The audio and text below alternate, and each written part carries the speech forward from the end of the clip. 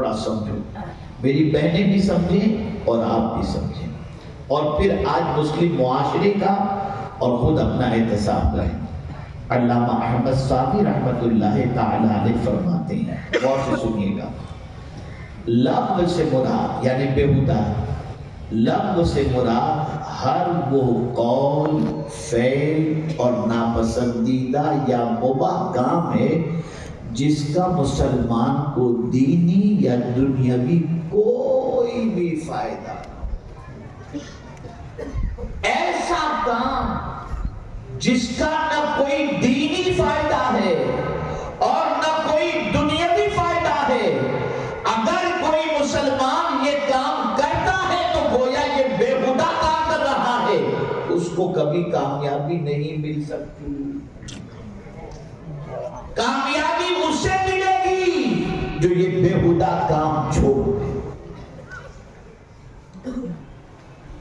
جس کام کا کوئی دنیاوی فائدہ بھی نہ ہو اور دینی فائدہ بھی نہ ہو، ایسے کام سے مسلمان اپنے تعلق کو توڑ دے۔ اسی طریقے سے مسخری، بےہودہ گفتگو، کھیل کود، فضول کاموں پہ وقت ضائع کرنا، شہوات پوری کرنے میں ہی لگے رہنا وغیرہ، وہ تمام کام جن سے اللہ نے منع فرمایا ہے۔ خلاصہ یہ ہے کہ مسلمان کو اپنی آخرت کی بہتری کے لیے نیک اعمال کرنے میں مصروف رہنا چاہیے، یا وہ اپنی زندگی بسر کرنے کے لیے بقدر ضرورت حلال مال کمانے کی کوشش کرے۔ اب یہاں میں آپ سے پوچھتا ہوں، میں تو فلائٹ میں سفر کرتا ہوں، اللہ کے فضل سے اس کے دین کے صدقے میں آنا جانا لگا رہتا ہے، ٹرین میں، ایئرپورٹ پر، جہاں کہیں میں لوگوں کو دیکھتا ہوں تو موبائل میں گیم ہی کھیلتے رہتے ہیں، اور گھر پر بھی گیم اتنا کھیلتے ہیں کہ گھنٹوں گزار لیتے ہیں۔ اس قوم کو اللہ کہاں سے کامیابی عطا فرمائے گا؟ قرآن نے منع کیا ہے، روکا ہے قرآن نے۔ اس وقت تک ایمان والے کو اللہ کامیابی عطا نہیں فرمائے گا جب تک کہ یہ بےہودہ بات سے نہ رکے۔ ارے دادا، تجھے قرآن کی ایک آیت پڑھنے کا ٹائم نہیں اور گھنٹوں تو کو گیم کھیلنے کے اندر اپنا وقت گزارتا ہے۔ یہ وقت کیا تمہارا اپنا ہے؟ اللہ کی امانت ہے، اللہ کی امانت ہے۔ اللہ ان اوقات کے بارے میں قیامت کے دن سوال پوچھے گا۔ میں آپ کو بتاؤں، میرے پیارے آقا صلی اللہ تعالی علیہ وسلم کے پیارے دیوانوں، یاد رکھیں اور اچھی طریقے سے یاد رکھیں، اللہ والوں کی پوزیشن یہ ہوگی کہ وہ تھوڑا سا وقت بھی اپنا فضول ضائع ہونے نہیں دیتے تھے۔ میں آپ کو بتاؤں، ایک بزرگ تھے، وہ جو کھانا کھاتے تھے نا، روٹی چباتے تھے، تو روٹی چبانے میں جتنا وقت گزرتا تھا اور روٹی سے جتنی طاقت ملتی تھی، توجہ ہے آپ لوگوں کی؟ مجھے جواب دیجئے، میں سمجھوں کہ میری بات آپ سن رہے ہیں، توجہ ہے آپ لوگوں کی؟ وہ روٹی کھاتے تھے، روٹی کھانے کے بعد جتنی طاقت ان کو ملتی تھی، کیلری جتنی ملتی تھی، انہوں نے اندازہ لگایا کہ ایک روٹی کے کھانے میں مجھے کتنی طاقت ملتی ہے۔ جب انہوں نے ایک اندازہ لگا لیا، اس کے بعد انہوں نے سوچا کہ مجھے روٹی چبانے میں کتنا وقت لگتا ہے، پھر چبانے کے حوالے سے کتنا ٹائم لگتا ہے اس کا ایک اندازہ لگایا۔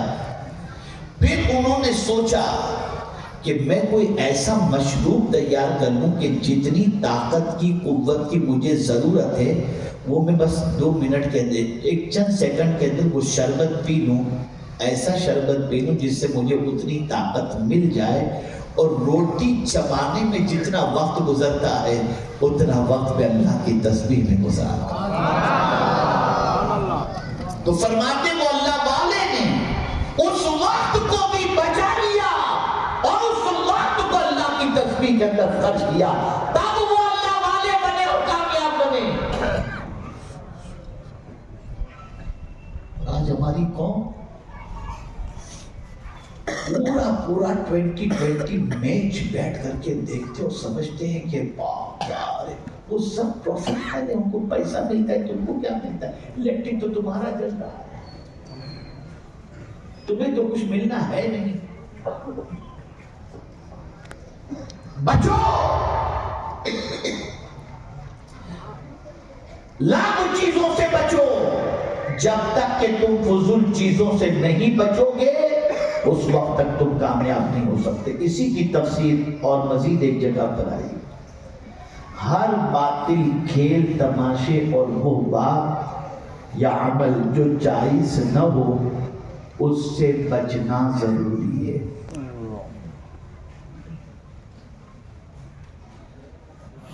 حضور صلی اللہ علیہ وسلم اور آپ کے ساتھ آپ کے صحابہ کرام جو آپ پر ایمان لائے اور آپ کی پیروی کی اور آپ کی تصدیق کی، ان کا عالم کیا تھا معلوم ہے؟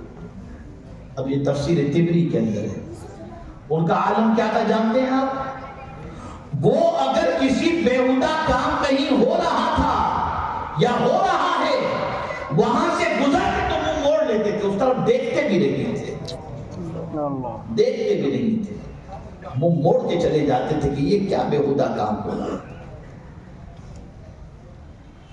میرے پیارے آقا صلی اللہ تعالی علیہ وسلم کے پیارے دیوان امام راضی رحمت اللہ تعالی علیہ فرماتے ہیں، اللہ سبحانہ و تعالی نے ان مومنین کی مدح کی کہ وہ بیہودہ باتوں سے اعراض کرتے ہیں، اور اعراض کا مطلب یہ ہے کہ نہ خود کرتے ہیں نہ اس پر راضی ہوتے ہیں، نہ ایسے لوگوں کے اختلاف ایسے لوگوں کے ساتھ اختلاف کرتے ہیں جو اس کا ارتکاب کرتے ہیں، یعنی ایسے لوگوں کے ساتھ تعلق بھی قائم نہیں رکھتے جو بیہودہ کام کرتے ہیں،